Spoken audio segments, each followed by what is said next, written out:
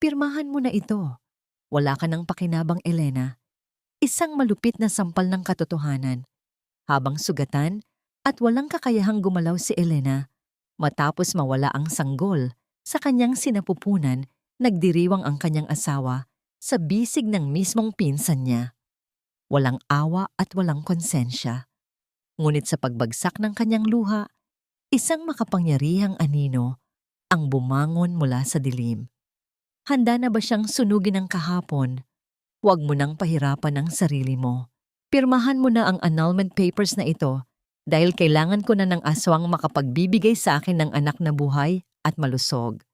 Ang mga salitang yon ay bumayo sa pandinig ni Elena nang mas mabigat pa sa pag-araro ng truck na sumalpok sa kanyang sasakyan.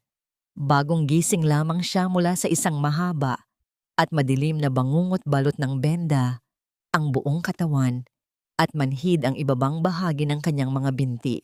Ngunit ang pinakamatinding kirot ay hindi nagmula sa kanyang mga nabaling buto, kundi sa napakalalim na kawalan sa ibaba ng kanyang puson.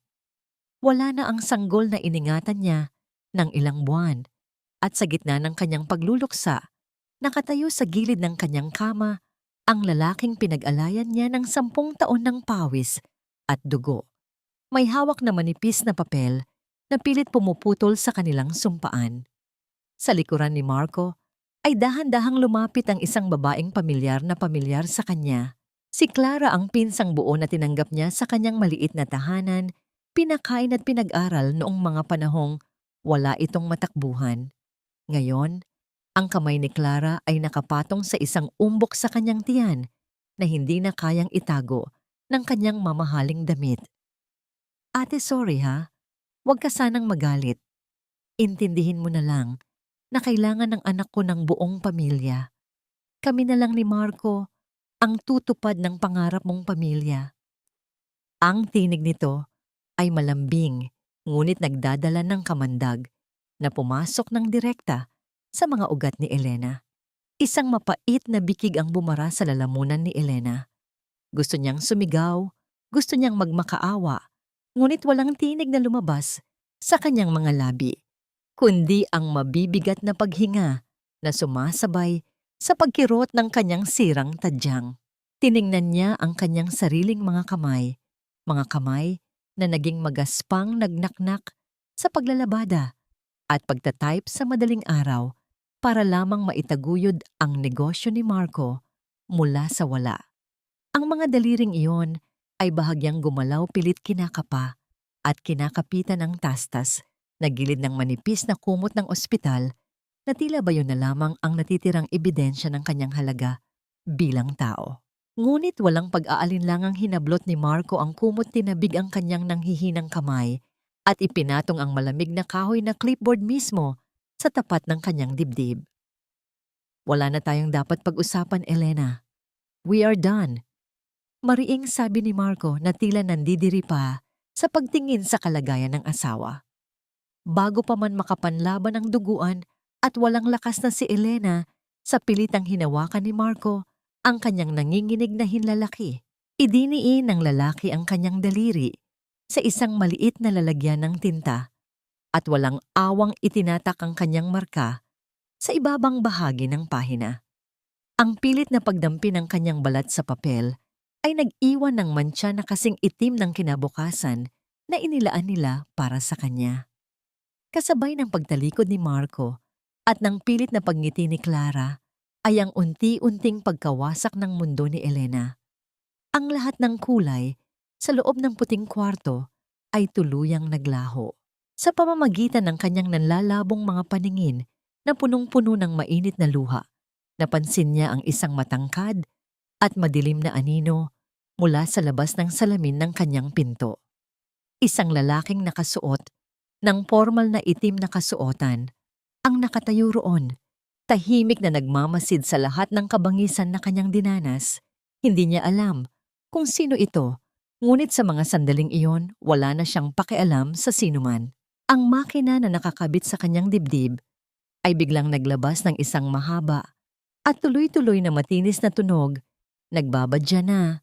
Ang kanyang sugatang puso ay unti-unti nang sumusuko sa tindi ng sakit at kawalan ng pag-asa. Sa huling sandali ng kanyang natitirang kamalayan, bago siya muling lamunin ng dilim, isang katanungan ang nag-iwan ng malalim na sugat sa kanyang kaluluwa. Bakit ang mga taong pinag-alayan mo ng buong buhay mo ang mismong magbabaon sa iyo ng buhay sa pinakamalalim na hukay? Lambriko, ang mahaba at matinis na huni ng makina sa loob ng silid ay tila isang malungkot na awit ng pamamalam, isang guhit ng tunog na nagbabadya ng pagtigil ng pintig ng buhay. Sa gitna ng puting liwanag at amoy ng gamot, unti-unting lumulubog ang kamalayan ni Elena sa isang malalim at malamig na dagat ng kawalan. Ngunit bago pa man siya tuluyang lamunin ng dilim, ang marahang pagbukas ng pintuan ay nagdala ng isang banyagang presensya na bumasag sa katahimikan ng kamatayan. Isang matikas na lalaki ang pumasok, ang kanyang mga hakbang sa semento ay hindi naglalabas ng anumang ingay, ngunit nagtataglay ng awtoridad na tila kayang patigilin ang takbo ng oras. Gawin ninyo ang lahat. Huwag ninyong hahayaang maputol ang hininga ng babaeng iyan. Ang utos niya sa mga doktor sa isang baritono at kalmadong tinig na hindi tumatanggap ng hayagang pagtanggi. Siya si Rafael. Sa kanyang likuran ang mga dalubhasang medikal ay mabilis na kumilos, ang pagkaskas ng mga gulong ng kagamitan sa sahig ay nagmistulang isang mabilis na martsa patungo sa digmaan para sa buhay ni Elena. Makalipas ang ilang oras ng pakikipagtuos sa kamatayan, muling iminulat ni Elena ang kanyang mga mata. Ang bawat pagkurap ay nagdadala ng matinding hapdi at ang bawat hininga ay tila paglunok ng mga bubog. Ngunit ang unang bumungad sa kanya ay hindi ang mapanuring mukha ni Marco, kundi ang malalim at tapat na mga mata ni Rafael na nakatanaw sa kanya mula sa gilid ng kama. Hindi ito nagsalita agad. Sa halip ay kinuha nito ang isang malinis na panyo at marahang pinunasan ng tuyong dugo at luha sa gilid ng mata ni Elena. Ang dampi ng tela sa kanyang balat ay tila isang himala, isang pagtrato na puno ng dignidad na matagal nang ipinagkait sa kanya. Sino ka? Ang halos pabulong na tanong ni Elena. Ang kanyang lalamunan ay tuyong-tuyo na tila lupang hindi nadilig ng ulan sa loob ng maraming taon. Ako si Rafael. Narito ako dahil sa utos ng iyong ama, si Don Arturo. Sagot ng lalaki habang inilalapag ang isang makapal na itim na folder sa ibabaw ng maliit na mesa. Alam kong masakit, Elena, pero kailangan mong makita ang katotohanang mas tuso ka pa kaysa sa aksidenteng kinasangkutan mo. Dahan-dahan niyang binuksan ang folder at ipinakita ang mga larawan ng sasakyan ni Elena, ang mga kable ng preno na sadyang pinutol at ang mga dokumentong nagpapatunay sa lihim na paglipat ng mga pondo ng kumpanya patungo sa personal na account ni Marco. Ang bawat salita ni Rafael ay tila mga karayom na muling tumutusok sa puso ni Elena. Ang akala niyang aksidente ay isa palang planadong pagpaslang. Ang lalaking minahal niya ay hindi lamang siya ipinalit, kundi ninais din siyang burahin sa mundo. Bakit ngayon lang? Bakit hinayaan ni Papa na mangyari ito? Ang tanong ni Elena habang ang kanyang buong katawan ay nanginginig sa matinding puot at pighati. Ang iyong ama ay hindi kailanman tumalikod, Elena. Nanatili siyang nagmamasid sa malayo, naghihintay na ma-realize mo ang pagkakamaling ginawa mo. 10 taon na ang nakalilipas. Pero ngayon, sapat na ang lahat ng pagtitiis, Kaso. Seryosong saad ni Rafael. Inilapit niya ang kanyang mukha sa dalaga. Ang kanyang boses ay naging mas malalim. Sabi ni Don Arturo, babawiin niya ang lahat para sa'yo. Ang kayamanan ng dangal at ang hustisya. Pero may isang kondisyon, hindi siya ang lalaban para sa iyo. Ikaw mismo ang kailangang tumayo mula sa kamang ito at bawiin ang lahat ng ninakaw nila. Handa ka na bang maging anak muli ng isang leon o mananatili kang biktima sa ilalim ng mga paa ni Marco? Natahimik ang buong silid. Maririnig lamang ang mahinang pag-ugong ng aircon na tila sumasabay sa mabilis na pagtibok ng puso ni Elena. Tumingin siya sa kanyang mga paa na tila wala ng buhay pagkatapos ay sa folder na naglalaman ng kataksilan ng kanyang asawa. Isang mainit na galit ang unti-unting pumapalit sa kanyang kawalang pag-asa. Inabot niya ang kamay ni Rafael ang kanyang mga daliri, ay mahigpit na kumapit sa braso ng lalaki, sapat na upang maramdaman ang init at lakas nito. "Tutulungan mo ba ako?" Ang tanong ni Elena, ang kanyang mga mata ay nag-aapoy na sa determinasyon sa gitna ng mga luha. Tumango si Rafael, isang tipid na ngiti ang sumilay sa kanyang mga labi na nagpapakita ng isang pangakong hindi mababali. Hanggang sa huling hininga, Elena, "Ako ang magiging sandigan mo."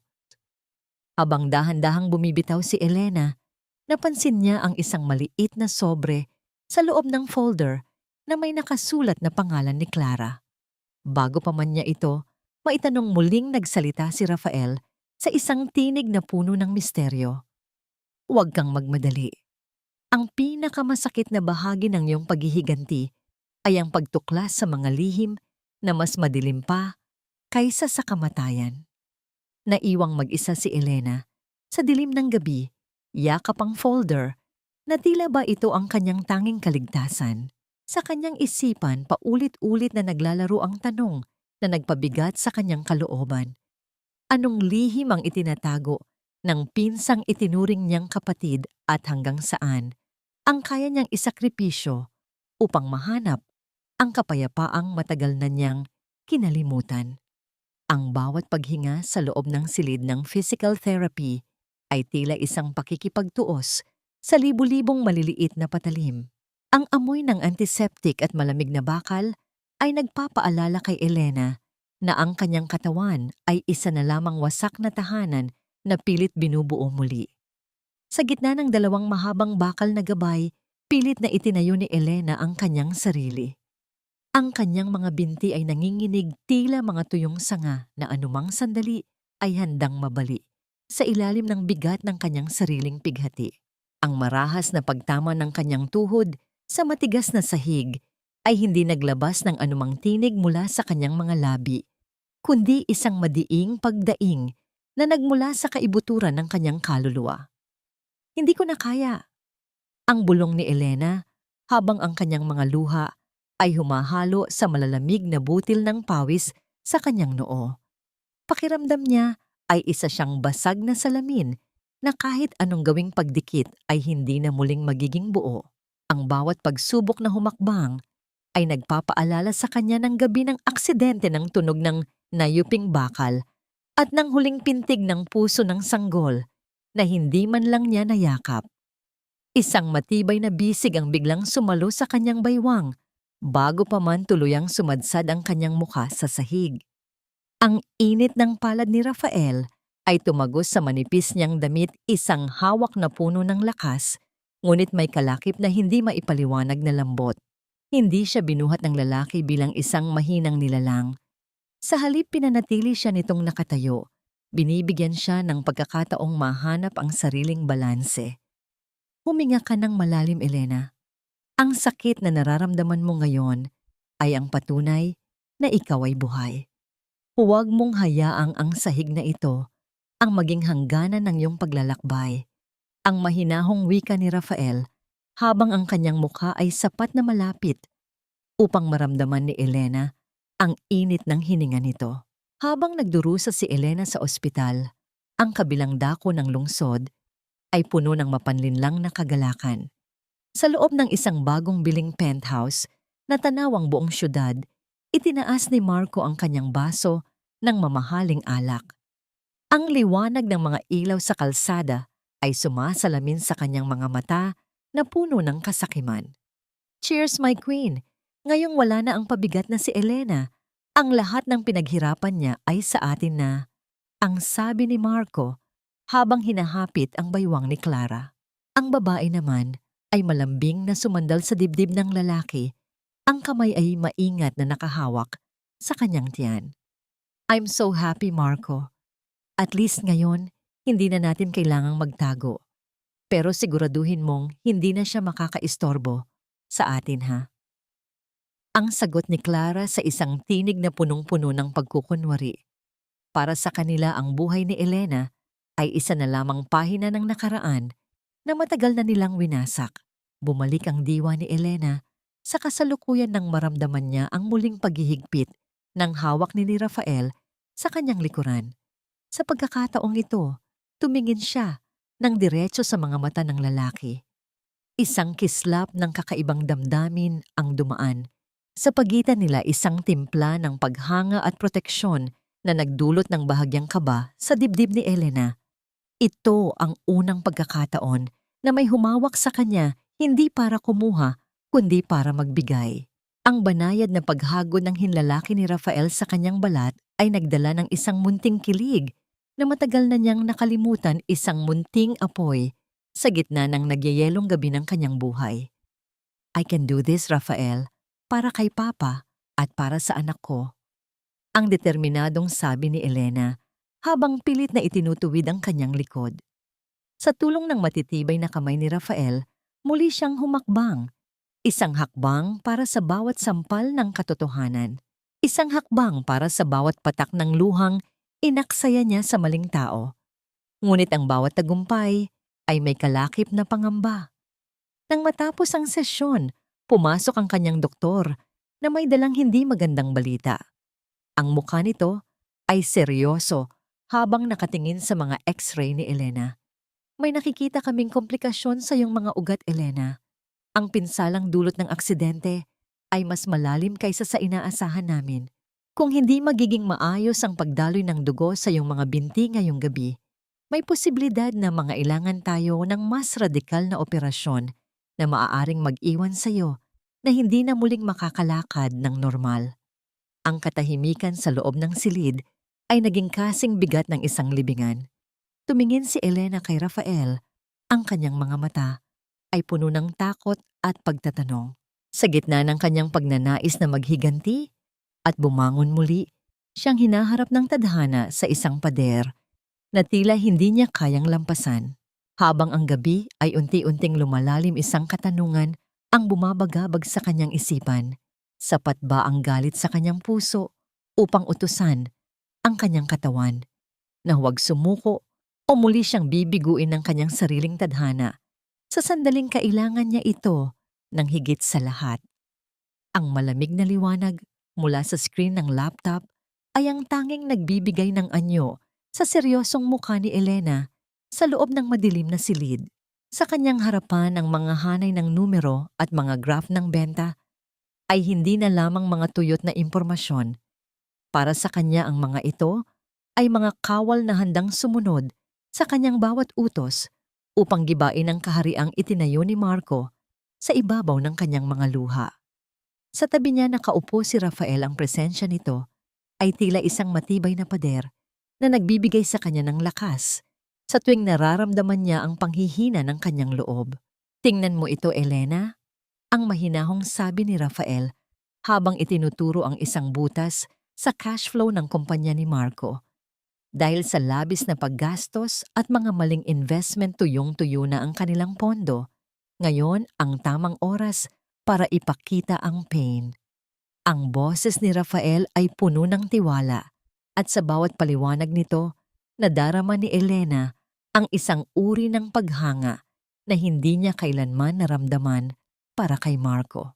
Si Rafael ay hindi lamang nagtuturo. Binibigyan niya si Elena ng talas ng isip na magsisilbing kanyang pinakamabisang sandata. Rafael, sigurado ka bang kagat ang pain na ito?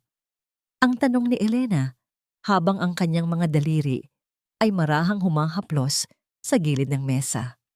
Ang taong sakim ay madaling mabulag, Elena, lalo na kung ang iniaalok mo ay ang mabilis na paraan para mapanatili ang kanyang mapanlinlang na karangyaan.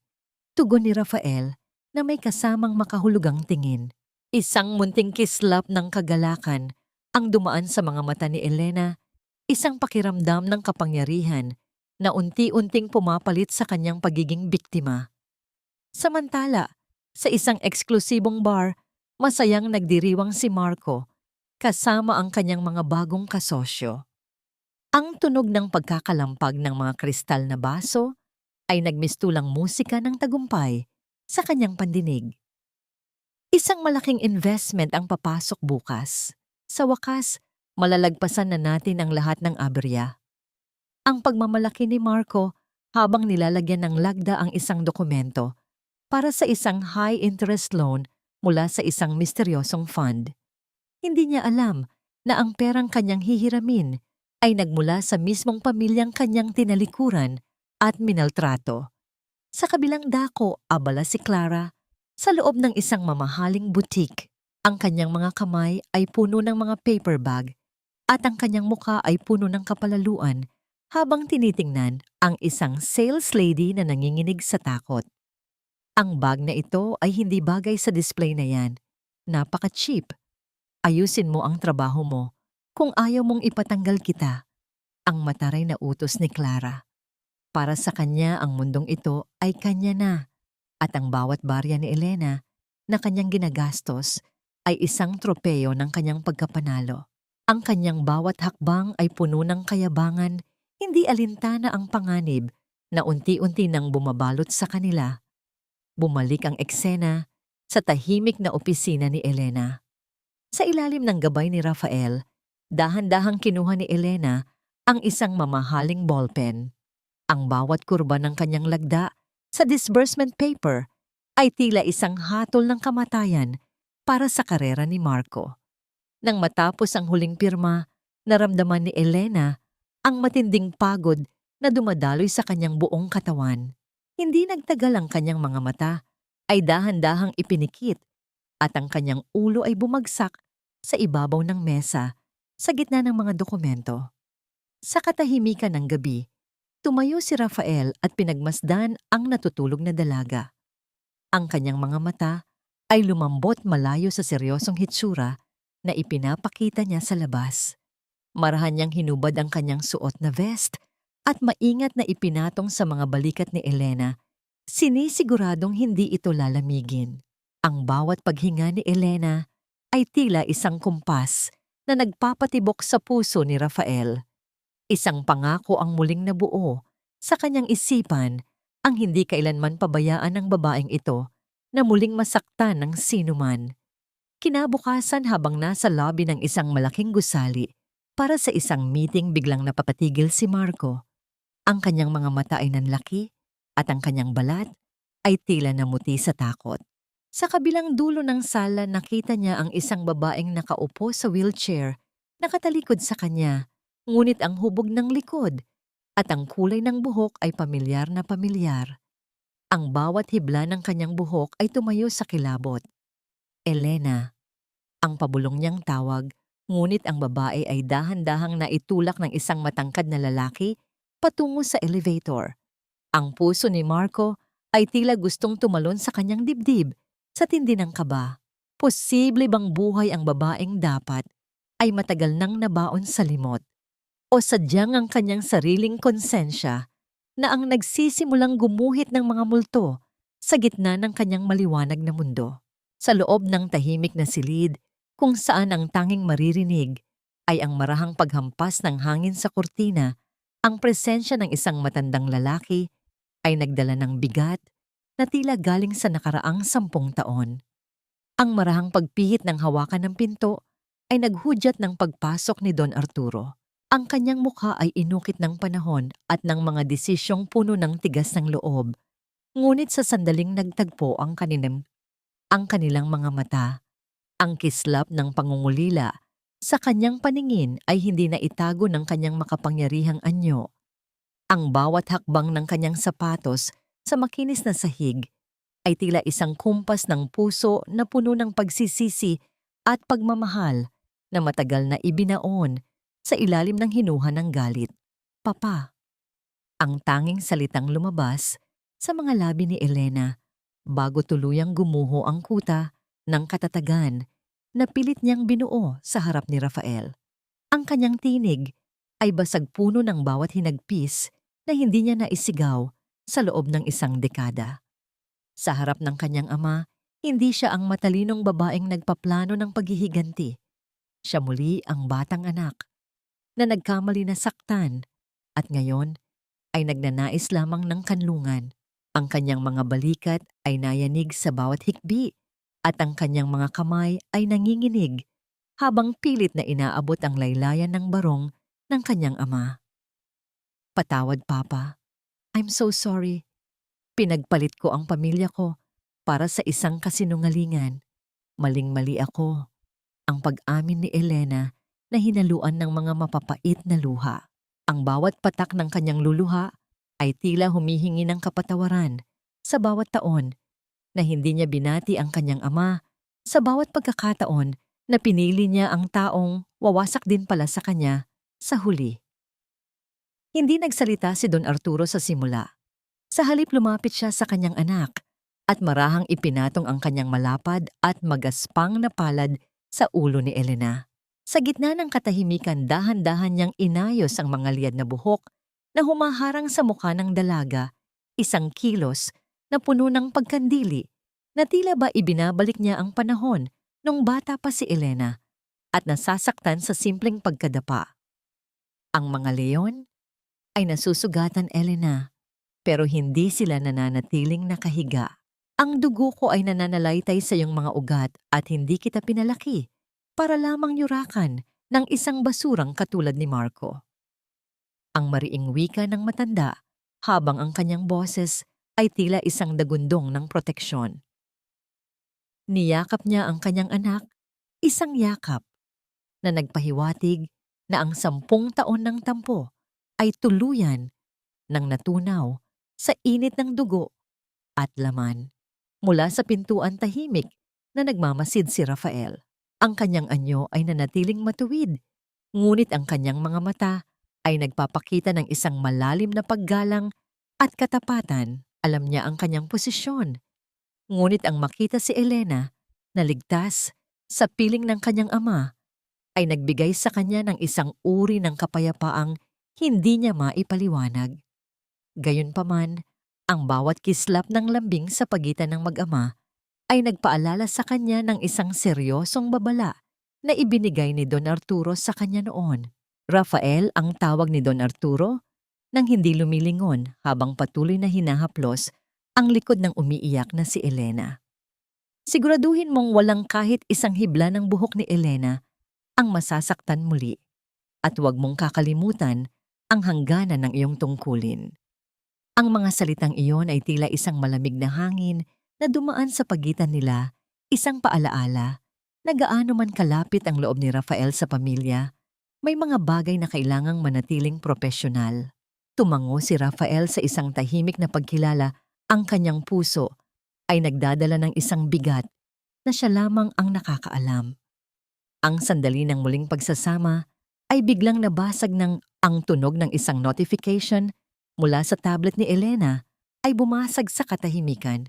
Ang screen ay nagpakita ng isang live video na kasalukuyang kumakalat sa social media. Si Clara na nakasuot ng isang mamahaling puting bestido na halatang gawa ng isang tanyag na designer ay masayang humaharap sa kamera. Ang kanyang nagniningning na mga mata ay puno ng kapangyarihan habang ipinapakita ang isang dambuhalang singsing sa kanyang daliri. Hi everyone! I just want to share my happiness today. Marco and I are officially getting engaged. Sa mga taong akala ay mapipigilan ang aming pag-iibigan, watch us. This is just the beginning of our forever. Ang mapanuyang wika ni Clara sa video bago hinalikan ni Marco ang kanyang noo sa harap ng libu-libong nanonood. Ang bawat salita ni Clara ay tila isang lason na muling ibinubuga sa mukha ni Elena, isang hayagang hamon na nagpapahiwatig na wala silang pakialam kung sino ang kailangang mamatay o masaktan para sa kanilang ambisyon. Natahimik si Elena, ang kanyang mga mata ay nanatiling nakapako sa screen. Ang init ng yakap ng kanyang ama ay naging malamig na determinasyon. Tiningnan niya si Rafael at si Don Arturo. Ang kanyang muka ay wala na ni isang bakas ng luha. Ang bawat sakit na idinulot ng video na yon ay nagsilbing gasolina sa naglalagablab na apoy sa kanyang dibdib.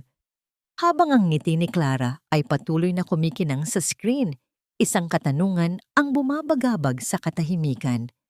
Hanggang kailan magagawa ng mga taong ito na ipagdiwang ang isang kaligayahan na itinayo sa ibabaw ng isang libingan bago sila tuluyang lamunin ng dilim na sila rin ang gumawa?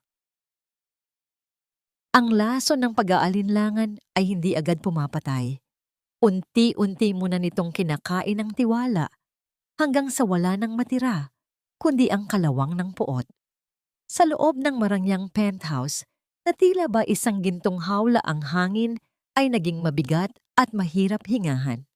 Ang malakas na paghampas ng palad ni Marco sa ibabaw ng matigas na lamesang gawa sa mahogany ay nagdulot ng pagyanig ng mga kristal na baso na lumikha ng isang matalas at nakakarinding tunog na bumasag sa katahimikan ng gabi.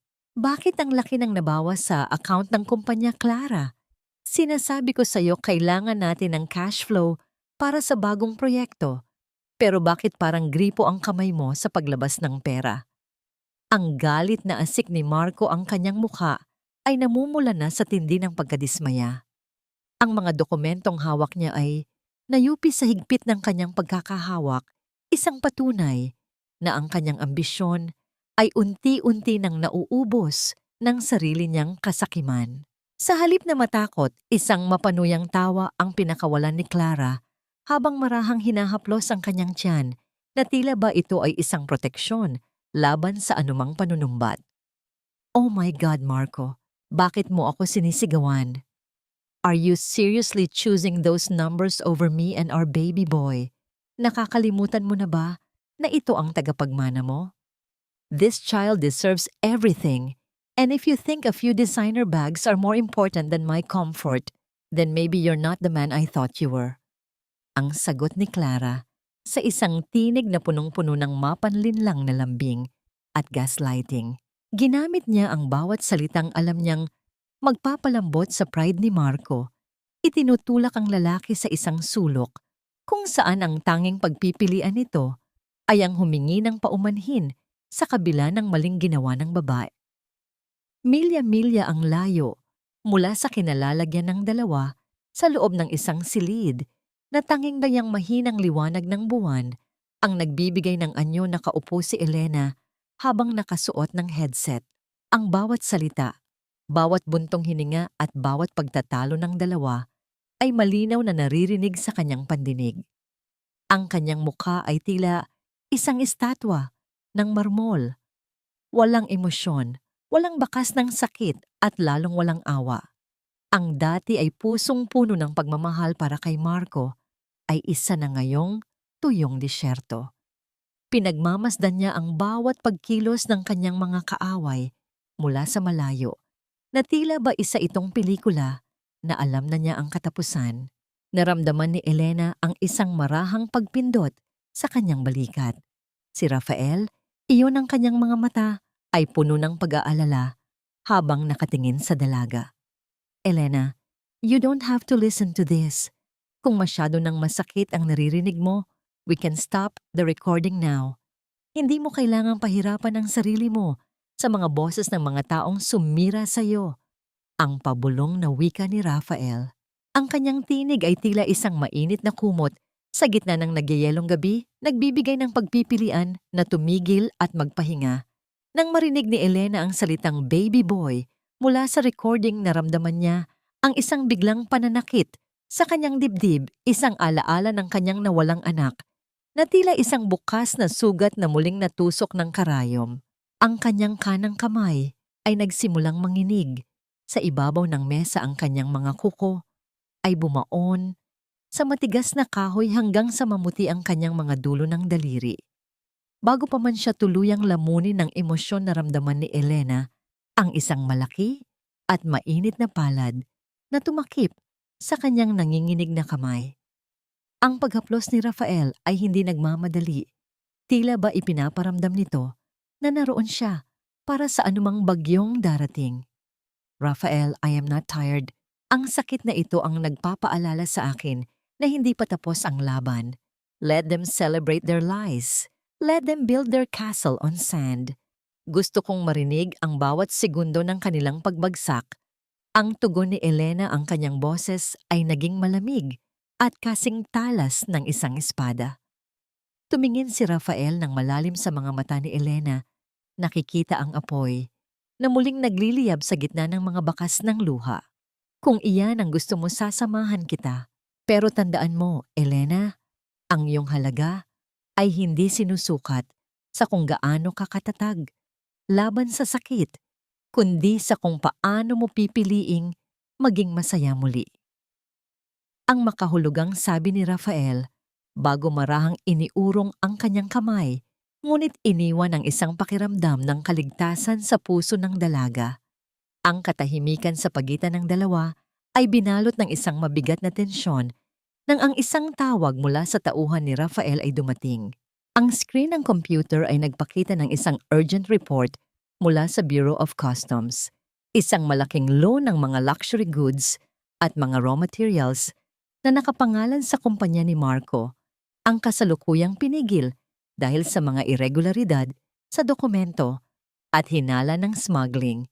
Isang manipis na ngiti ang gumuhit sa mga labi ni Elena habang pinagmamasdan ang balita. Ang bitag na kanyang inihanda ay nagsisimula ng sumara. It's starting, Rafael. Ang bawat barya na ipinagyabang nila ay babawiin ng tadhana sa isang iglap. Ang bulong ni Elena. Ngunit ang muling pagbaling ng usapan sa recording ay nagdala ng isang bagong tunog, ang malakas na sirena ng sasakyan ng mga awtoridad na papalapit sa bodega ni Marco. Ang bawat tibok ng puso ni Elena ay sumasabay sa liwanag ng mga asul at pulang ilaw na nakikita niya sa kanyang imahinasyon. Habang ang boses ni Marco ay nagsisimulang mapalitan ng takot at pagkalito sa kabilang linya, isang katanungan ang naiwang nakabitin sa hangin. Sapat na kaya ang kapangyarihan ni Marco upang takasan ang aninong siya mismo ang gumawa? O ito na ang gabi kung saan ang lahat ng kanyang kasinungalingan ay tuluyan ng maglalaho sa dilim? Ang kawalang pag-asa ay isang madilim na anino na unti-unting lumalamon sa katuwiran ng isang tao hanggang sa ang tanging matira ay ang instinto ng isang hayop na naghahanap ng malalabasan. Sa loob ng opisina ni Marco, ang bawat sulok ay tila sumisikip. Ang mga puting papel ng rejection letter mula sa iba't ibang bangko ay nakakalat sa sahig, mga ebidensya ng kanyang unti-unting pagbagsak. Ang bawat pag-vibrate ng kanyang telepono sa ibabaw ng mesa ay nagdadala ng mas matinding kaba dahil alam niyang bawat tawag ay mula sa mga nagagalit na supplier at mga tauhan niyang hindi pa nababayaran. Ang kanyang mga kamay ay nanginginig habang pilit na inaayos ang kanyang gusot na kurbata, ang pawis sa kanyang noo ay tila mga butil ng ulan na hindi tumitigil sa pag-agos sa kabila ng lamig ng aircon. Please just give me one more week. I promise may papasok na fund bukas. Ang pagsusumamo ni Marco sa telepono, ang kanyang boses ay basag at malayo sa dati niyang mapagmataas na tono. Ngunit ang tanging sagot sa kabilang linya ay ang malamig na pagputol ng koneksyon na nag-iwan sa kanya sa gitna ng isang nakabibinging katahimikan. Sa kanyang desperasyon, naalala niya ang isang business card na ibinigay sa kanya. Kamakailan ang Blackwood Global Fund, isang misteryosong kumpanya na balitang nagpapahiram ng malalaking halaga sa mga negosyanteng nasa bingit ng panganib. Hindi niya alam na ang bawat hibla ng kumpanyang yon ay hinabi ng mga kamay ni Elena. Habang nagpapakasasa si Marco sa kanyang takot, si Clara naman ay abala sa loob ng kanilang kwarto. Ang tunog ng paghila ng zipper ng malaking maleta ay tila isang babala ng kanyang pag-alis. Ang kanyang mga mata ay hindi kakikitaan ng kahit anong pag-aalala para kay Marco. Sa halip, ang tanging mahalaga sa kanya ay ang maisalba ang kanyang mga mamahaling alahas at mga gamit na kanyang kinuha mula sa pera ni Elena. Ang bawat pagtapon niya ng damit sa loob ng maleta ay puno ng pagmamadali ang kanyang puso. ay kumakaba, hindi dahil sa pag-ibig, kundi dahil sa takot na madamay sa pagbagsak ng lalaking akala niya ay kanyang magiging tiket sa marangyang buhay. Para kay Clara ang katapatan ay isang luho na hindi niya kayang ibigay sa isang taong wala ng halaga. Milya-milya ang layo sa loob ng isang silid na tanging ang mahinang liwanag mula sa isang lampara ang nagbibigay ng anyo. Nakaupo si Elena sa isang malambot na upuan. Sa kanyang harapan ay ang monitor na nagpapakita ng audio waves ng tawag ni Marco sa kinatawan ng Blackwood Fund. Marahan niyang itinaas ang isang tasang porselana na naglalaman ng mainit na jasmine tea. Ang amoy ng bulaklak ay humalo sa hangin, isang mabangong paalala ng kanyang mga simpleng pangarap noon. Naalala niya kung paano siya minsan pinagtawanan ni Marco dahil sa pag-inom ng ganitong uri ng tsa, tinatawag itong mura at pangmahirap. Ngunit ngayon, ang bawat higop niya ay tila isang matamis na yakap ng tagumpay. Ang tsaa na itinuring na basura ni Marco ay ang tsa na nagbibigay sa kanya ng kapayapaan habang pinapanood niya ang paghalinghing ng kanyang kaaway. Yes, sir.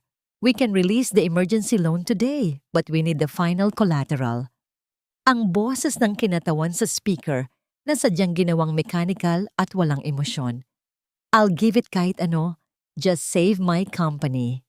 Ang mabilis na sagot ni Marco, ang kanyang tinig ay puno ng bulag na pag-asa. Nasilayan ni Elena ang bawat salitang binitawan ni Marco sa pamamagitan ng recorder. Isang manipis at malamig na ngiti ang gumuhit sa kanyang mga labi. Habang pinapakinggan niya ang kanyang asawa na ibinibenta ang kanilang huling ari-arian, ang kumpanya, at ang mismong bahay na kanilang tinitirhan, naramdaman ni Elena ang isang uri ng katarungan na dahan-dahang humihilom sa kanyang mga sugat. Ang bitag ay hindi lamang nakasara. Ang biktima mismo ang nagkusa na pumasok sa loob nito. Sa huling bahagi ng pag-uusap ang abogado ng Blackwood Fund ay naglatag ng huling kasunduan. Ang pag-vibrate ng printer sa dulo ng linya ni Marco ay lumikha ng isang mahaba at tuyot na ingay habang iniluluwa nito ang huling hatol.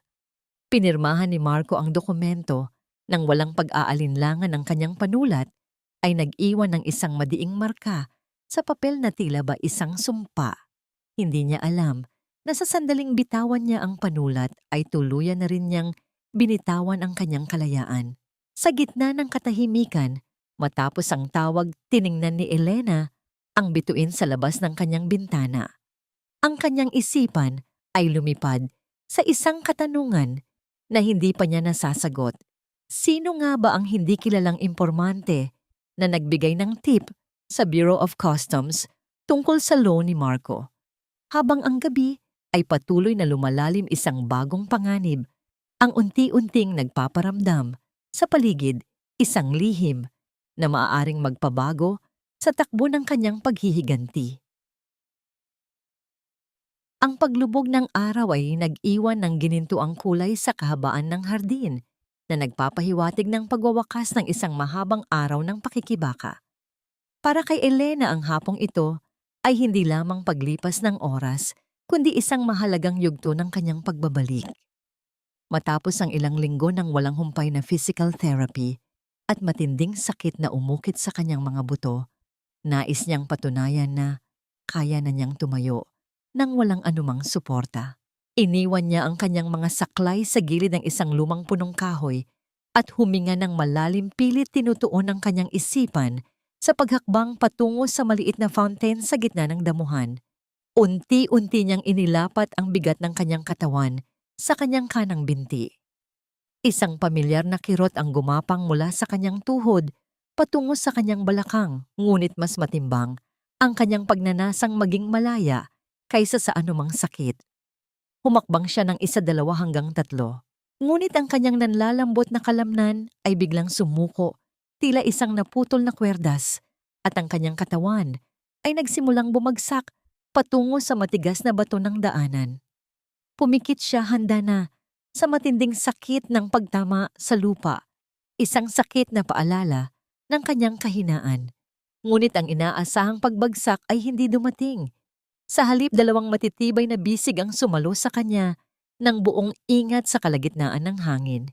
Binalot siya ng isang pamilyar at nakakapanatag na amoy ng pine at malinis na koton. Dahan-dahan niyang idinilat ang kanyang mga mata at bumungad sa kanya ang dibdib ni Rafael. Ang init ng katawan ng lalaki ay tumagos sa kanyang manipis na damit. Masyado ka pang nagmamadali, Elena. Ang mga sugat na malalim ay hindi naghihilom sa isang gabi.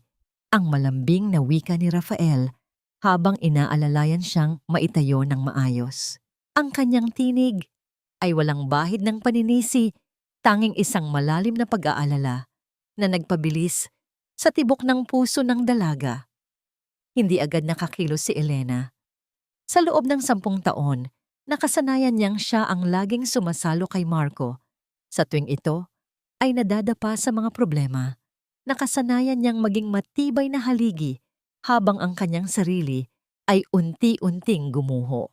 Ngayon, sa mga bisig ni Rafael, natanto niya ang kakaibang pakiramdam ng maging isang taong iniingatan. Ang pakiramdam ng ligtas ay tila isang bagong wika na ngayon pa lamang niya pinag-aaralang unawain. I just wanted to feel normal again, Rafael. Gusto ko nang makalakad palayo sa lahat ng nangyari. Ang nanginginig na sagot ni Elena habang pilit na iniiwas ang kanyang paningin upang itago ang nagbabadyang luha.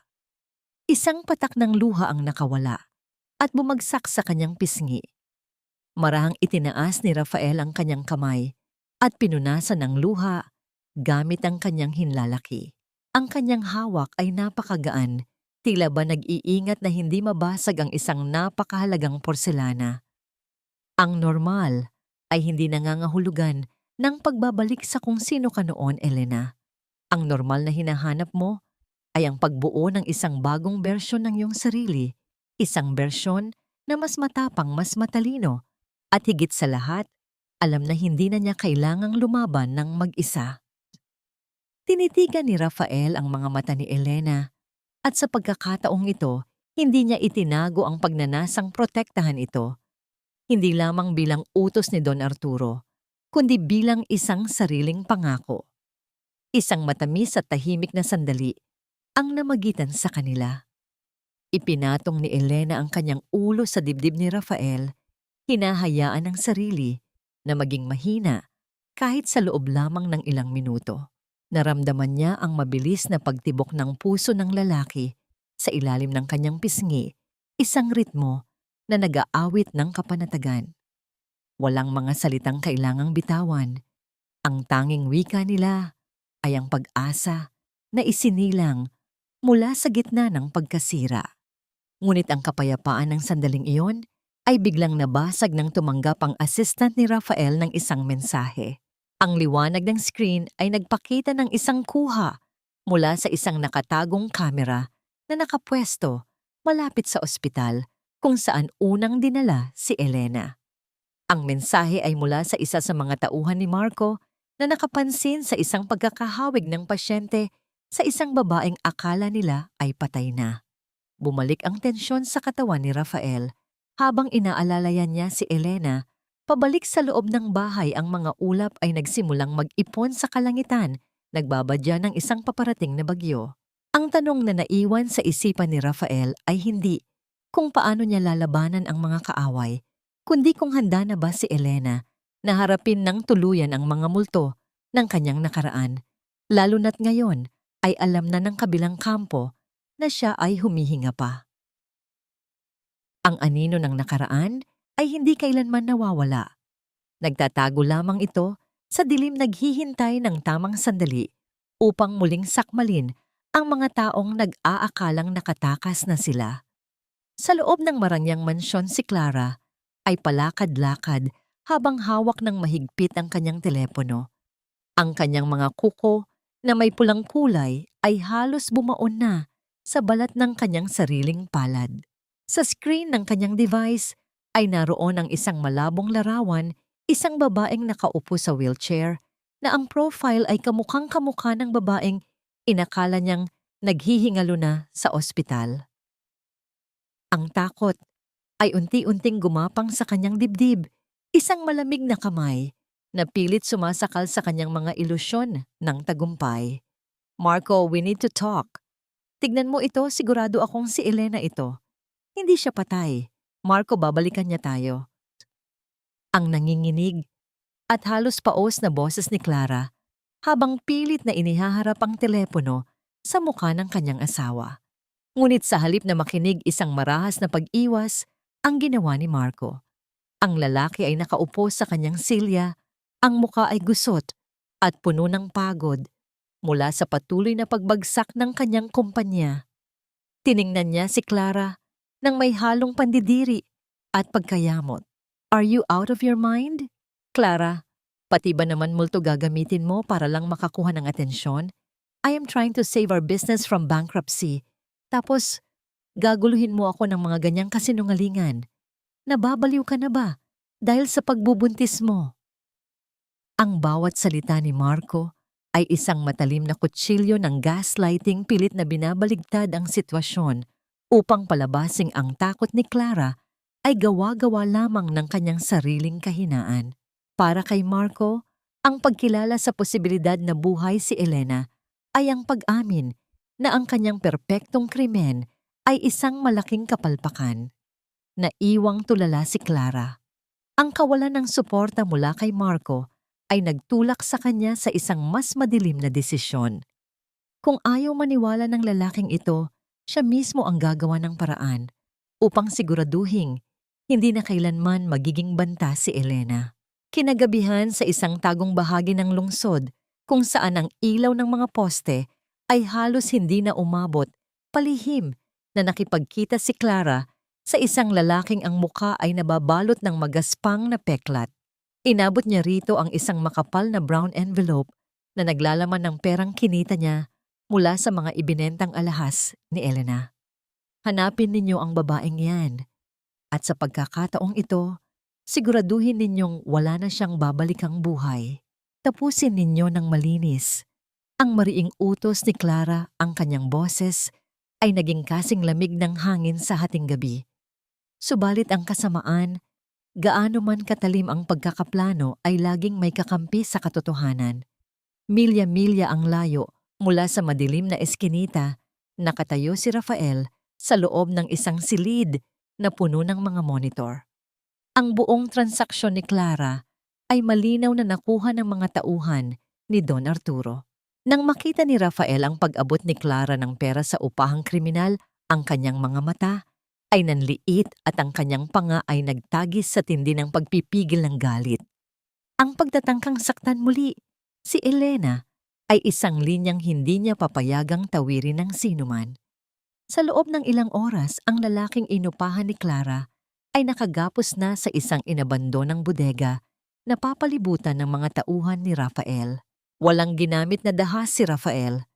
Ang kanyang presensya at ang malamig niyang tingin ay sapat na upang magdulot ng matinding panginginig sa kriminal. Nang ilatag ni Rafael ang buong impormasyon tungkol sa pamilya at mga kahinaan ng lalaki, agad itong sumuko at ipinagtapat ang lahat ng plano ni Clara. Ngunit bago umalis si Rafael, isang pangungusap mula sa nanginginig na kriminal ang nagpatigil sa kanya sa paghakbang. Sir, hindi lang yon ang tinatago ng babaeng nag-utos sa akin. Ang bata na ipinagmamalaki niyang dinadala niya, alam kong hindi iyon sa asawa niya. Narinig ko siyang nagmamakaawa sa isang doktor na pekein ng DNA test. Ang nanginginig na pag-amin ng lalaki, isang impormasyon na naging isang gintong susi para sa huling pagbagsak ng mga kaaway. Bumalik si Rafael sa bahay ni na Elena, taglay ang panibagong bala para sa kanilang paghihiganti. Nakita niya ang dalaga na nakaupo sa sala, nagbabasa ng isang libro payapa at tila isang reyna na naghihintay sa kanyang trono. Nang ipaalam ni Rafael ang pagtatangka ni Clara at ang sikreto tungkol sa sanggol, hindi kakikitaan ng pagkagulat ang mukha ni Elena. Sa halip isang malungkot, ngunit matapang na ngiti ang sumilay sa kanyang mga labi. Nakakaawa. Ang buong buhay niya ay itinatag Sa pagnanakaw, ninakaw niya ang asawa ko ang pera ko, at ngayon, pati ang pagkatao ng sarili niyang anak ay ninanakaw niya rin.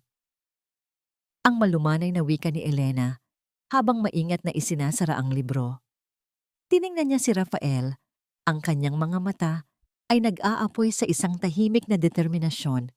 Kasabay nito isang malaking balita ang lumabas sa telebisyon.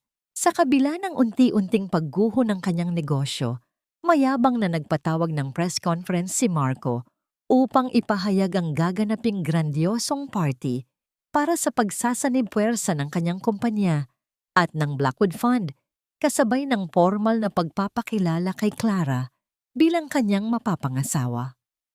Ang bawat ngiti ni Marco sa harap ng kamera ay tila isang imbitasyon para sa kanyang sariling pagbitay. Habang pinapanood ang yabang ng lalaking sumira sa kanya, bumaling si Elena kay Rafael. Ang party na yan ang magiging entablado ng kanilang pagbagsak. Gusto kong ihanda mo ang lahat, Rafael. Ipapakita ko sa kanila na ang babaeng iniwan nilang duguan ay siya ring magpapaluhod sa kanila. Ang gabi ay nagwakas sa isang tahimik na pagkasunduan sa pagitan nilang dalawa, habang ang mga bituin sa labas ay tila naghihintay sa isang malaking unos. Handa na ba ang mundo sa pagbabalik ng reyna mula sa kanyang mga abo? Ang malaking salamin sa loob ng marangyang silid ay naging saksi sa isang pagbabagong anyo na matagal nang iniluwal mula sa pighati.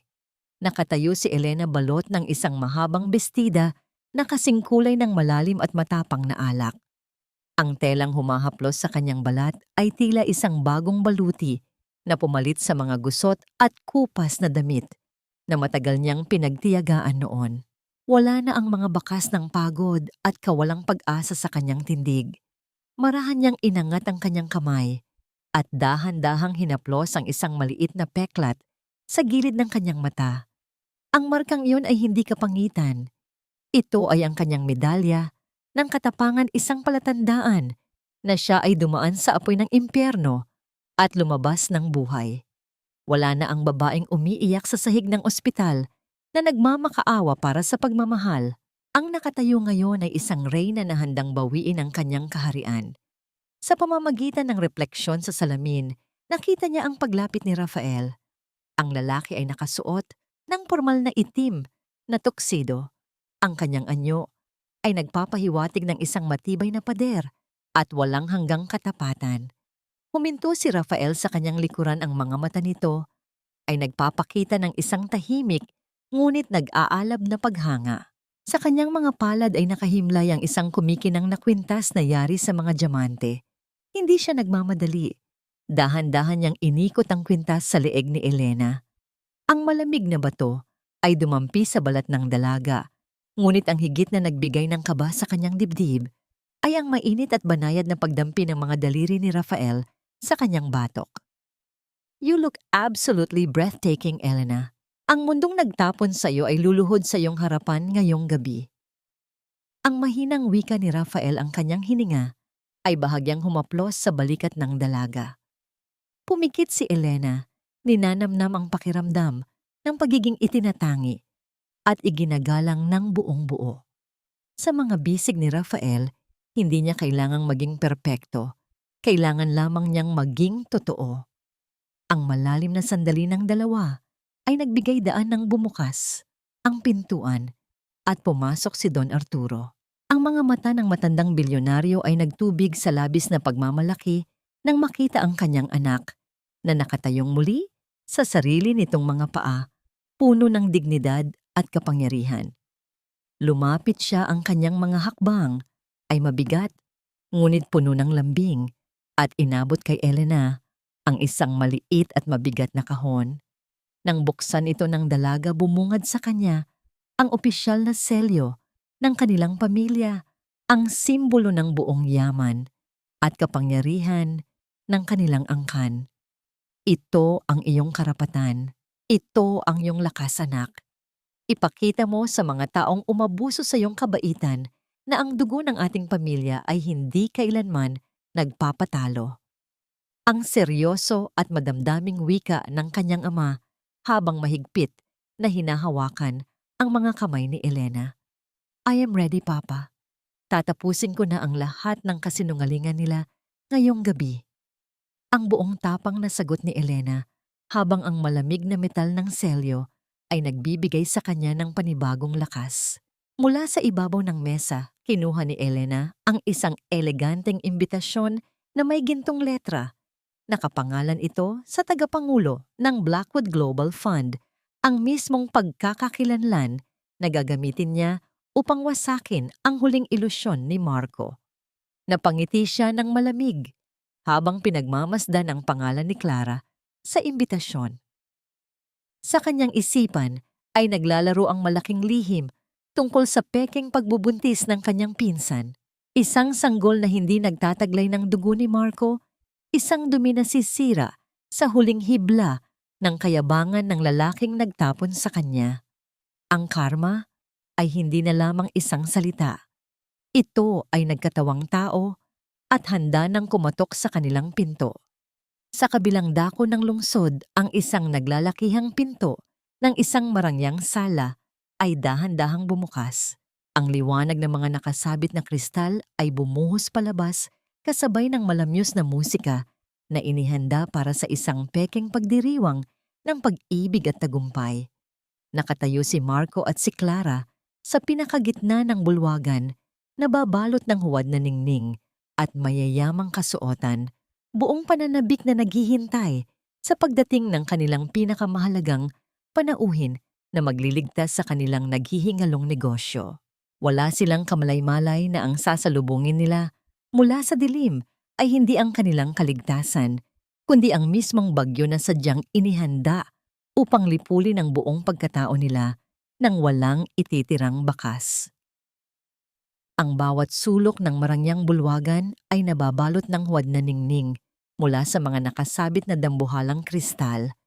Ang bawat silya ay inukit sa ginto at ang bawat hapag ay puno ng mga pagkaing ang halaga ay sapat na upang pakainin ang isang maliit na barangay sa loob ng isang buwan. Sa gitna ng entablado, nakatayo si Marco at si Clara.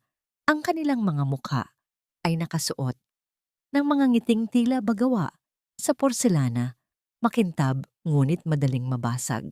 Hawak ni Marco ang mikropono habang ang kanyang dibdib ay busog sa hangin ng kayabangan.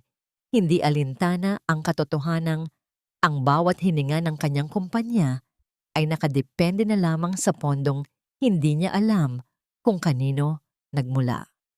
Ladies and gentlemen, tonight is the beginning of a new era for our company. We have overcome the trials of the past and with the support of Blackwood Global Fund, we are reaching new heights. Ang pagmamalaki ni Marco ang kanyang boses ay umaalingaw-ngaw sa buong sala. Hinaplos ni Clara ang kanyang tiyan na tila ba ito ay isang tropeo ng kanyang pagkapanalo. I am so happy that Marco and I can finally share this blessing with all of you. We are truly blessed. Ang dagdag ni Clara sa isang tinig na punong-puno ng mapanlinlang na tamis. Ang bawat palakpakan ng mga panauhin ay tila musika sa kanilang mga tainga, isang pagkumpirma sa kanilang mga ilusyon ng kapangyarihan. Ngunit ang hangin sa loob ng bulwagan ay biglang nagbago nang ang malalaking pintuan sa dulo ay dahan-dahang bumukas. Ang liwanag mula sa labas ay pumasok sa loob na lumikha ng isang mahabang anino na dahan-dahang naglakad patungo sa gitna. Ang bawat pagtama ng takong ng sapatos sa makinis na marmol ay lumikha ng isang ritmong nagpatahimik sa buong sala. Ang mga panauhin ay dahan-dahang humawi ang kanilang mga bulungan ay napalitan ng isang nakabibinging katahimikan. Isang babaeng balot ng mahabang bestida na kasing pula ng sariwang dugo ang lumitaw mula sa dilim. Ang bawat hakbang niya ay puno ng dignidad. Ang kanyang ulo ay nakataas at ang kanyang mga mata ay naglalabas ng isang ningning na kayang sumunog sa sinumang haharang. Sa kanyang tabi ay nakatayo si Rafael, ang kanyang anyo ay tila isang matibay na haligi na nagpoprotekta sa kanyang reyna. Ang bawat hibla ng buhok ni Elena ay maayos na nakapusod at ang diamanteng kwintas sa kanyang leeg ay kumikinang sa ilalim ng mga ilaw na tila ba sinasabing siya na ang nagmamay-ari ng gabing iyon. Nabitawan ni Clara ang kanyang baso ng wine. Ang pulang likido ay tumalsik sa kanyang mamahaling puting bestida na lumikha ng mantsang tila isang bukas na sugat habang ang mga piraso ng kristal ay kumalat sa sahig sa paligid ng kanyang mga paa. Ang kanyang muka ay nawalan ng kulay, ang kanyang mga labi ay nanginginig, habang pilit na binibigkas ang isang pangalan na akala niya ay nabaon na sa limot. Ate, Elena. Ang pabulong niyang tawag ang kanyang tinig ay puno ng matinding kilabot na tila ba nakakita siya ng isang multong bumangon mula sa hukay. Napatigil din si Marco, ang kanyang kamay na may hawak na mikropono ay nagsimulang manginig. Ngunit sa halip na takot ang kanyang muka ay napalitan ng isang mapanuring ngiti. Ang kanyang isipan ay pilit pang kumakapit sa kanyang huling hibla ng pagiging mataas. Elena, you're alive? Well, look at you. Siguro ay nalaman mong may party, kaya ka pumunta dito para manghingi ng tulong. Siguro ay naubos na ang panggamot mo, kaya ka nagpapakita sa akin ngayon. Ang mapang-uyam na wika ni Marco pilit na binababa ang halaga ng babaeng nasa kanyang harapan upang hindi niya maramdaman ang sarili niyang panginginig. Hindi nagsalita si Elena sa simula. Ang kanyang mga mata ay nanatiling nakapako kay Marco, isang tinging puno ng matinding galit na hinaluan ng isang malalim na awa. Dahan-dahan, lumapit sa podium. Ang bawat paggalaw niya ay tila isang tula ng katarungan. Sa tabi niya si Rafael ay nanatiling mapagmatyag, ang kanyang mga kamay ay nakahanda sa anumang oras na tangkaing lapitan ni Marco ang dalaga. Marahang inabot ni Elena ang mikropono. Ang kanyang mga daliri na may suot na selyo ng pamilya ay kuminang sa harap ng lahat. Maraming salamat, Marco, sa napakagandang party na inihanda mo para sa akin. Ang simula ni Elena, ang kanyang boses, ay kalmado, malalim at punong-puno ng awtoridad na tila ba siya ang tunay na may-ari ng buong gusali. Tiningnan niya si Clara na kasalukuyang nakahawak sa kanyang mantsadong bestida. At pagkatapos ay muling bumaling kay Marco. Salamat sa pagtitipon ng lahat ng mga taong ito upang saksihan ang isang mahalagang kaganapan. Ang gabi na ito ay hindi para sa iyong tagumpay, Marco. Ang gabing ito ay ang formal na paglipat ng lahat ng iyong pag-aari ng iyong kumpanya at ng mismong bahay na tinitirhan mo sa ilalim ng aking pangalan. Ang mga panauhin ay napasinghap sa gulat. Ang buong bulwagan ay binalot ng isang mabigat na tensyon na tila ba anumang sandali ay may puputok na bagyo. Si Marco ay nanatiling nakatayo. Ang kanyang bibig ay bahagyang nakabukas sa labis na pagkalito at hindi paniniwala. Sa gitna ng liwanag at luhong itinayo sa kasinungalingan, isang katanungan ang umalingaw-ngaw sa isipan ng bawat isa. Sino nga ba ang tunay na may-ari ng lahat? At hanggang saan aabot ang pagbagsak ng lalaking nag-akalang ang lahat ay kanyang mapaglalaruan? Ang bawat salita ni Elena ay tila isang malakas na hampas ng alon na unti-unting naggigiba sa pundasyon ng kayabangan ni Marco. Ang malaking monitor sa gitna ng entablado ay biglang nagbago ng anyo. Hindi na ang logo ng kumpanya ni Marco ang naroon, kundi ang mga dokumento ng pagkakautang na nagpapatunay na ang Blackwood Global Fund ay hawak na ang bawat piraso ng kanyang ari-arian.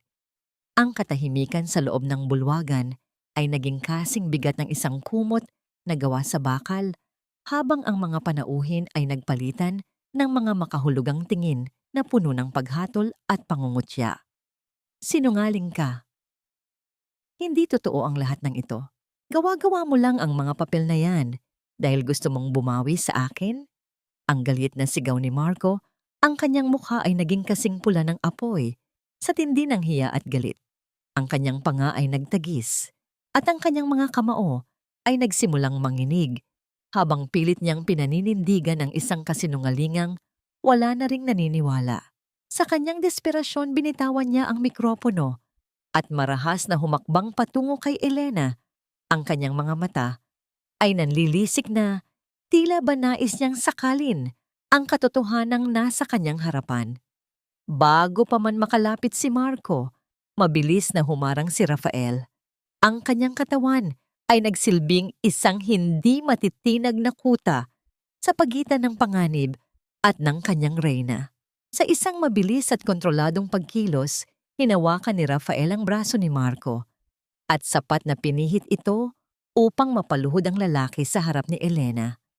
Ang marahas na pagtama ng tuhod ni Marco sa matigas na marmol ay lumikha ng isang tunog na nagpatahimik sa buong sala, isang simbolo ng kanyang ganap na pagbagsak. Don't you dare touch her, Marco. Ang panahon ng paghahari-harian mo ay tapos na. Ang malamig na banta ni Rafael, ang kanyang tinig ay walang bahid ng emosyon, ngunit nagdadala ng nakamamatay na awtoridad. Si Elena naman ay nanatiling kalmado, ang kanyang mukha ay tila isang lawa sa gitna ng bagyo, walang kibo ngunit malalim. Kinuha niya ang isang maliit na USB mula sa kanyang clutch bag at marahan itong inabot sa technician na nakatayo sa gilid. Tumingin siya kay Clara na kasalukuyang nakatayo sa isang sulok, nanginginig sa takot at pilit na itinatago ang kanyang mantsadong bestida. At ikaw, Clara, ang malumanay na tawag ni Elena, ang boses niya ay punong-puno ng mapait na awa. Akala mo ba ay hindi ko malalaman ang lahat? Akala mo ba ay sapat na ang pagnanakaw mo sa asawa ko para magkaroon ka ng buhay na pinapangarap mo? Let's see kung gaano ka katapat sa mahal mo. Ang monitor ay muling nagbago. Sa pagkakataong ito, hindi mga numero, kundi isang video ang lumitaw. Ang bawat imahe ay malinaw na nagpapakita kay Clara sa loob ng isang madilim na sasakyan, kasama ang isang lalaking may peklat sa mukha, ang upahang kriminal na dapat sana ay papatay kay Elena. Ngunit ang mas nakakangit-ngit sa lahat ay ang maririnig na pag-uusap ni Clara tungkol sa kanyang pagbubuntis, ang pag-amin na ang sanggol sa kanyang sinapupunan ay hindi kailanman naging kay Marco, kundi bunga ng kanyang pakikipagtalik sa ibang lalaki upang makuha ang yaman ng pamilya. Isang matinding dagundong ng bulungan ang sumabog sa buong bulwagan. Ang mukha ni Marco na kanina ay puno ng galit ay biglang napalitan ng isang anyo ng matinding pagkawasak. Tumingin siya kay Clara ng may halong pandidiri na tila ba ang babaeng nasa harap niya ay isang lason na kusa niyang ininom. You betrayed me. Clara, lahat ibinigay ko sa'yo. Pinatay ko ang asawa ko para sa'yo. Ang huling pagsisisi ni Marco na lumabas sa kanyang mga labi, isang hayagang pag-amin sa harap ng lahat ng mga saksi. Si Clara ay napasandal sa pader, ang kanyang mga kamay ay nakatakip sa kanyang mukha, habang ang kanyang mga hikbi ay naging isang hysterical na pag-iyak. Ang kanyang bawat hakbang paatras ay nagresulta sa pagkatumba ng isang vase na yari sa porselana na nadurog sa libu-libong piraso sa sahig, hustong kapareho ng kanyang mga pangarap na ngayon ay wala ng silbi. Sa gitna ng kaguluhan, ang mga asul at pulang liwanag mula sa bintana ng bulwagan ay nagsimulang kumislap-kislap sa mga pader na nagpapahiwatig ng pagdating ng mga awtoridad. Ang tunog ng mga yabag ng sapatos ng mga pulis na papalapit sa pintuan ay naging huling kumpas ng katapusan ng kanilang mapanlinlang na mundo. Tumingin si Elena kay Rafael at sa unang pagkakataon, ang kanyang mga mata ay nagpakita ng isang tunay na ngiti ng kalayaan. Habang ang mga pulis ay pumasok sa bulwagan upang dakpin ang mga taong sumira sa kanyang buhay, isang katanungan ang naiwan sa hangin. Ngayong nakamit na ang katarungan, sapat na, kaya ang kapayapaang ito upang burahin ang bawat pilat sa kanyang puso? O ang gabi na ito ay simula pa lamang ng isa pang mas mahabang paglalakbay patungo sa tunay na paghilom? Ang bawat hakbang ng mga awtoridad sa loob ng bulwagan ay tila isang madiing pagbilang sa mga huling sandali ng kalayaan ni Marco at Clara. Ang katahimikan sa paligid ay nabibigatan sa tindi ng hatol na kasalukuyang iginagawad ng tadhana. Ang mga pulis, sa kanilang formal at seryosong anyo, ay lumapit kay Marco habang binabasa ang kanyang mga karapatan.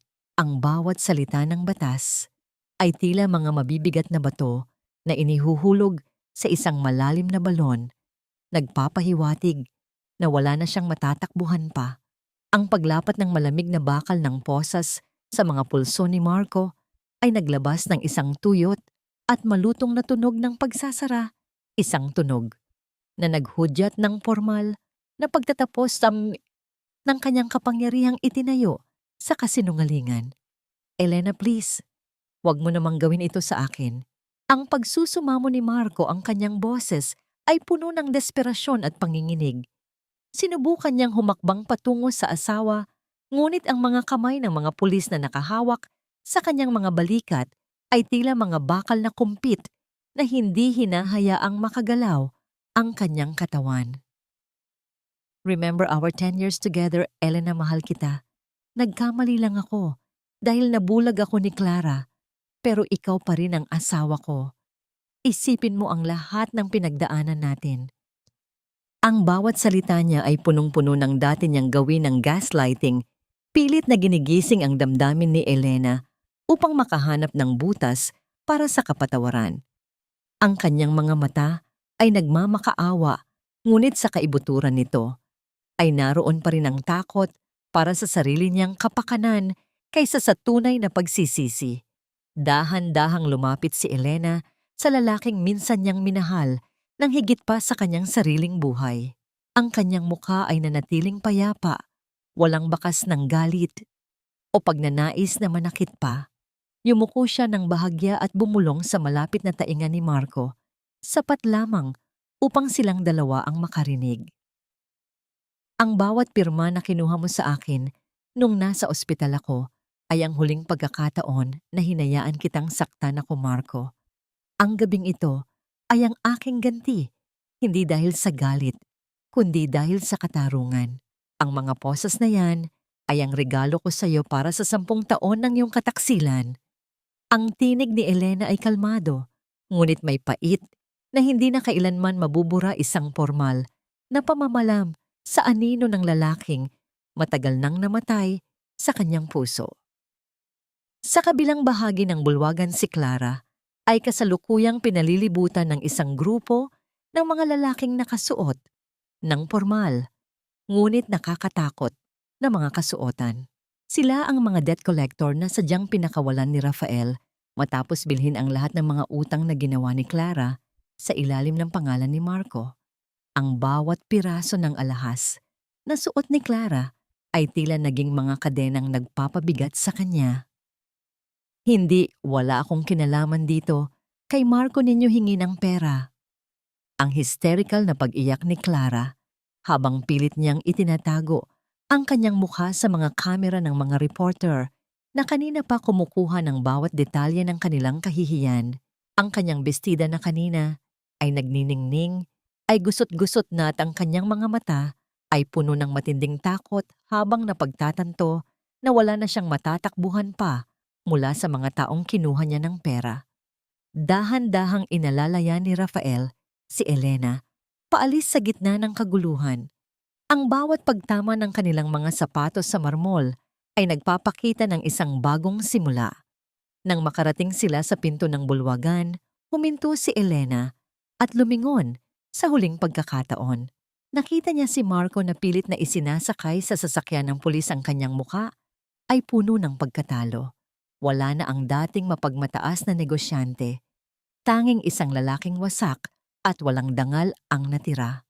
Ang baon ng pighati na matagal na nanirahan sa dibdib ni Elena ay tila unti-unting humuhupa, pinalitan ng isang malamig, ngunit malinis na hangin ng kalayaan. Hinarap ni Rafael si Elena, ang kanyang mga mata ay puno ng isang tahimik na paghanga at isang malalim na pangako. Tapos na ang laban dito, Elena. Nakuha na natin ang hustisyang nararapat sa iyo at sa iyong anak. Ang mahinahong sabi ni Rafael habang marahang hinahawakan ang kamay ng dalaga. Handa ka na bang iwanan ang lugar na ito at magsimula ng isang buhay na wala ng takot? Ang bawat salita ni Rafael ay tila isang imbitasyon patungo sa isang mundo kung saan ang pagmamahal ay hindi na kailangang maging isang sakripisyo ng sarili. Tumango si Elena, isang tunay na ngiti, ang dahan-dahang gumuhit sa kanyang mga labi. Ang unang nangiting hindi pilit at hindi nababahiran ng lungkot. Habang naglalakad sila, patungo sa naghihintay na sasakyan sa ilalim ng liwanag ng buwan, isang katanungan ang pumasok sa kanyang isipan na naghatid ng bahagyang kaba. Ngayong wala na ang mga kaaway sapat na, kaya ang kanyang lakas upang harapin ang bago at mas malalim na damdaming nagsisimulang mag-ugat sa pagitan niya at ng lalaking nagligtas sa kanya mula sa kadiliman. Ang bawat hakbang ni Elena paakyat sa makitid at madilim na hagdanan ng lumang apartment ay tila isang paglalakbay, pabalik sa isang panahon na puno ng pagtitiis at bulag na pagsinta. Ang amoy ng luma at abandonadong kahoy, hinaluan ng alikabok na matagal nang nanirahan sa mga sulok, ay mabilis na bumuhay sa mga gunitang nais na niyang ibaon sa limot. Ito ang dampa na itinuring niyang palasyo noong mga panahong naniniwala pa siya sa mga pangako ni Marco. Sa loob ng silid na ito, dumanas siya ng gutom at pagod habang masayang pinapanood ang lalaking akala niya ay kanyang tadhana. Ngunit ngayon, ang bawat gamit na naiwan ay tila mga kaluluwang humihingi ng katarungan para sa babaeng binaliwala at itinapon. Dahan-dahang binuksan ni Elena ang isang lumang kahon sa gilid ng kama. Bumungad sa kanya ang kanilang wedding album, mga liham na puno ng mga salitang naging kasinungalingan at isang maliit na pares ng sapatos na lana na kulay asul ang unang gamit na binili niya para sa anak na hindi man lamang nakasulyap sa liwanag ng mundo. Ang bawat haplos niya sa malambot na tela ng sapatos ay nagdulot ng isang matalas na kirot sa kanyang dibdib, isang sugat na tila muling bumuka at nagpadaloy ng mga luhang matagal na niyang pinigilan. Ang kanyang mga balikat ay nagsimulang mayanig at ang bawat hikbi niya ay nagmula sa kaibuturan ng kanyang kaluluwa, dala ang lahat ng pighati ng isang inang nawalan ng pag-asa. "Anak, patawarin mo si Mami," ang pabulong na panalangin ni Elena habang yakap-yakap ang maliliit na sapatos sa kanyang dibdib. "Patawad dahil naging mahina ako. Patawad dahil hinayaan kong mapunta tayo sa kamay ng isang taong walang puso." Sa loob ng mahabang oras hinayaan ni Elena na malunod siya sa kanyang sariling pighati.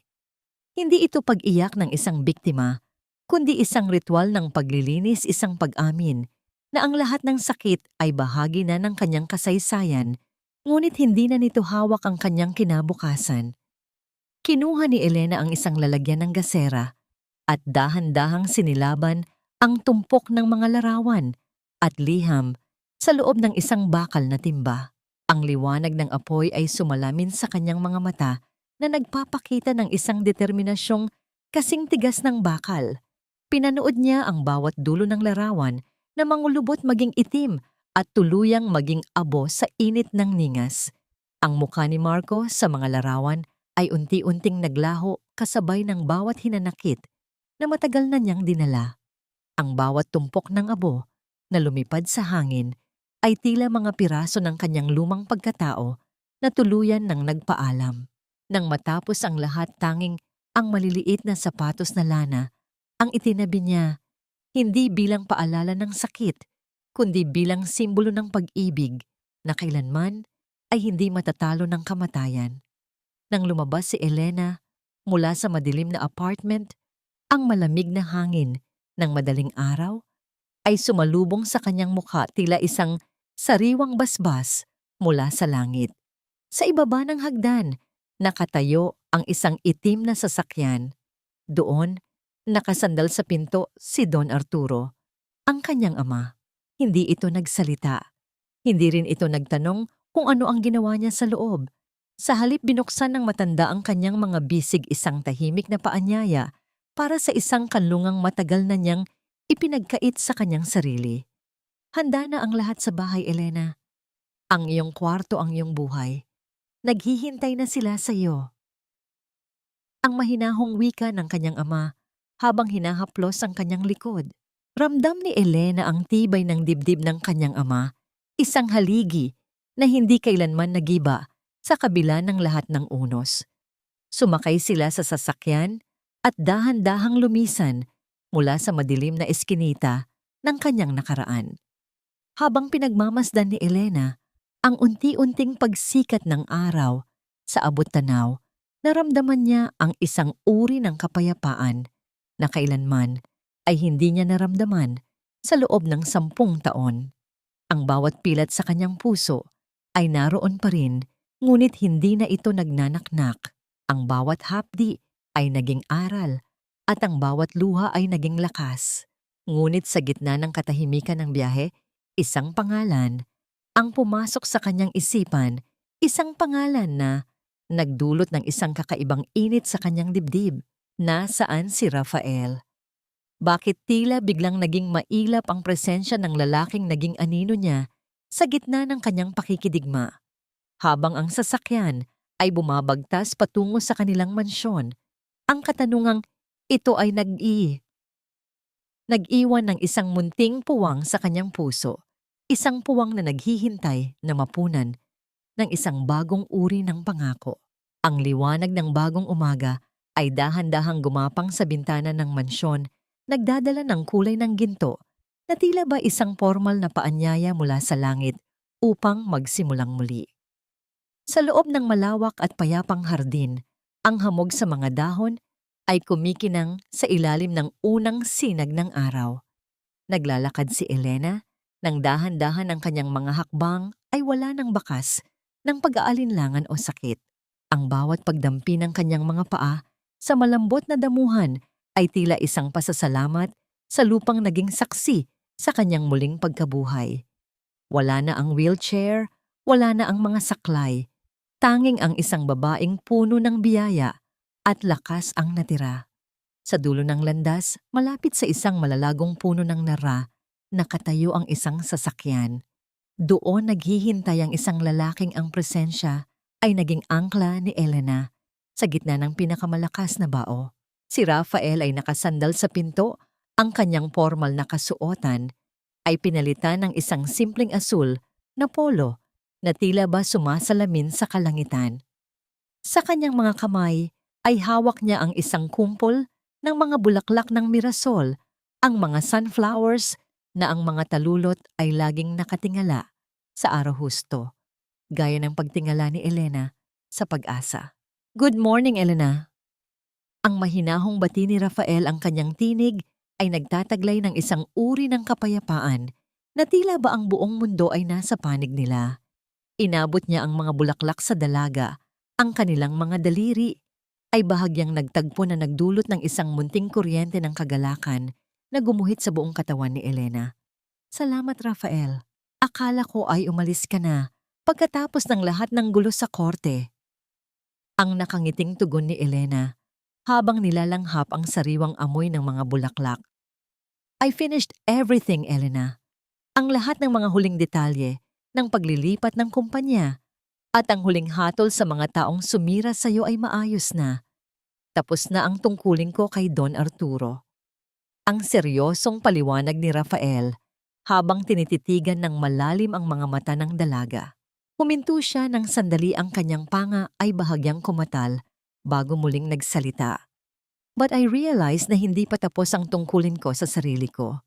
I stayed because I wanted to be here, not as your lawyer or your father's right hand, kundi bilang lalaking gustong makasama ka sa bawat paggising mo.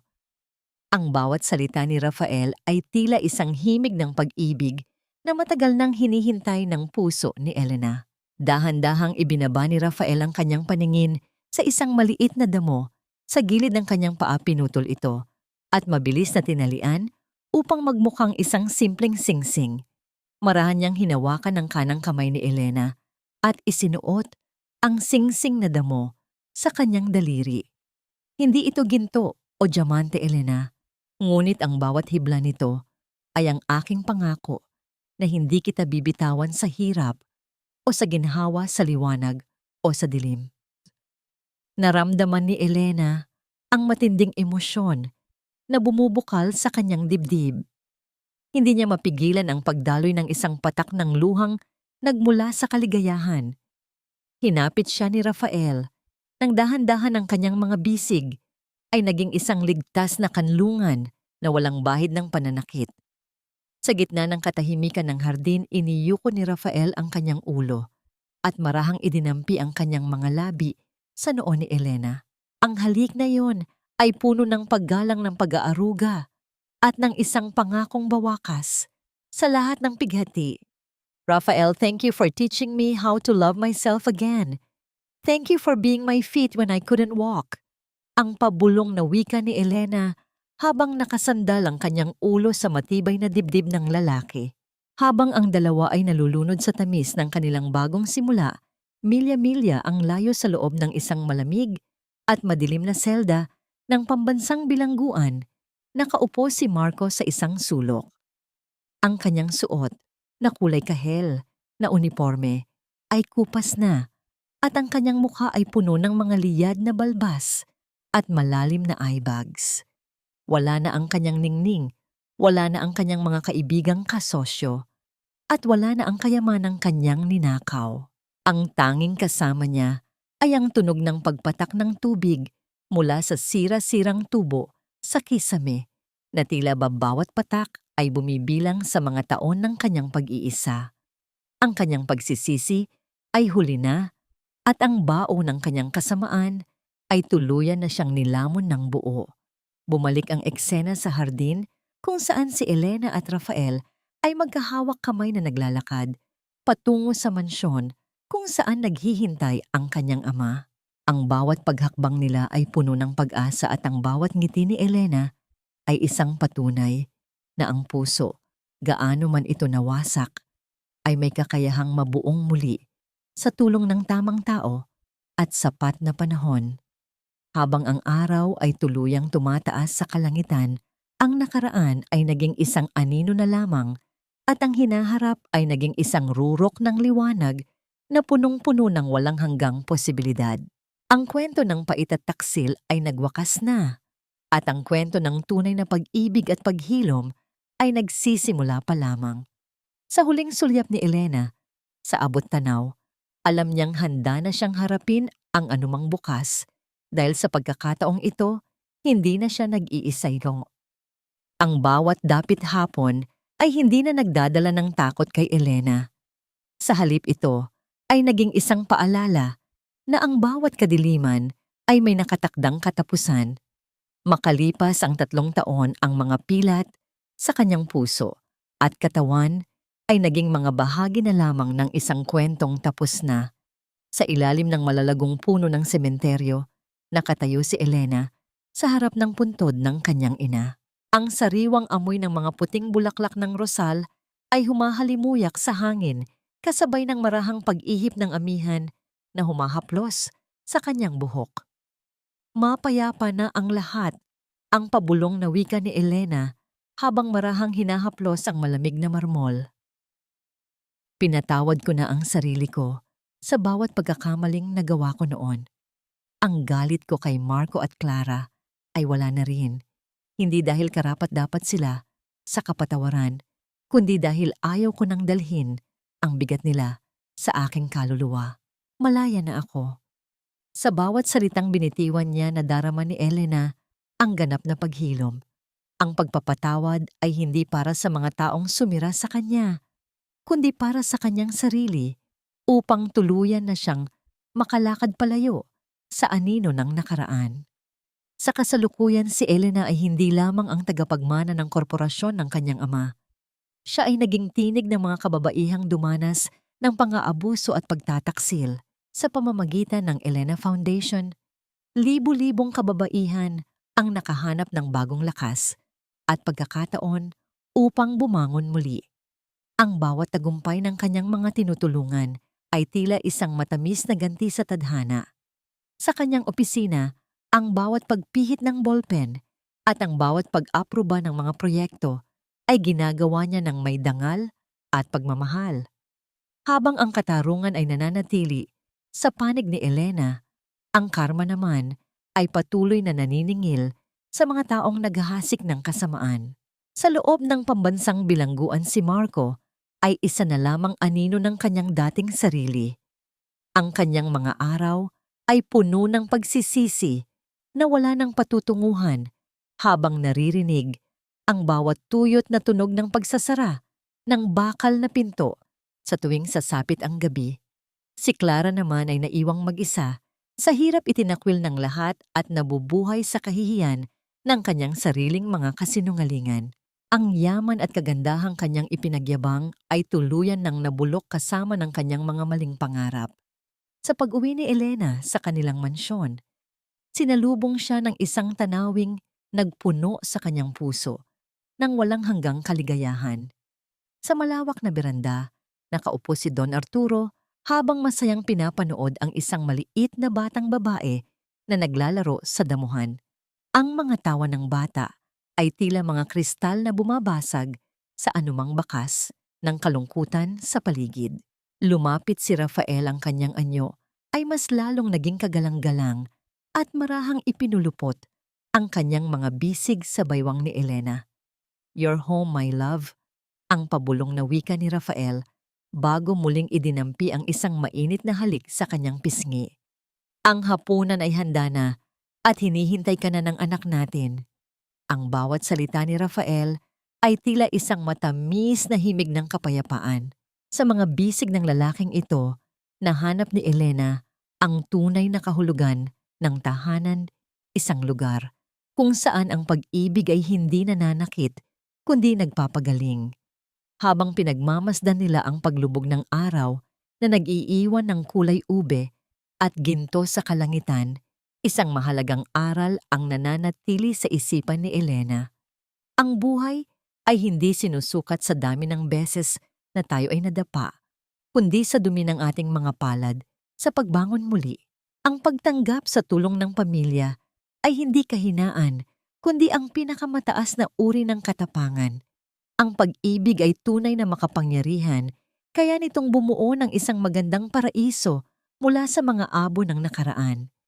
Ang bawat pilat ay may kwento, at ang kwento ni Elena ay nagtapos hindi sa paghihiganti, kundi sa isang maningning na tagumpay ng pag-ibig, katarungan at ganap na kapayapaan. Sa huling sulyap niya sa kanyang pamilya, alam ni Elena na ang bukas ay hindi na isang katanungan, kundi isang pangakong puno ng liwanag.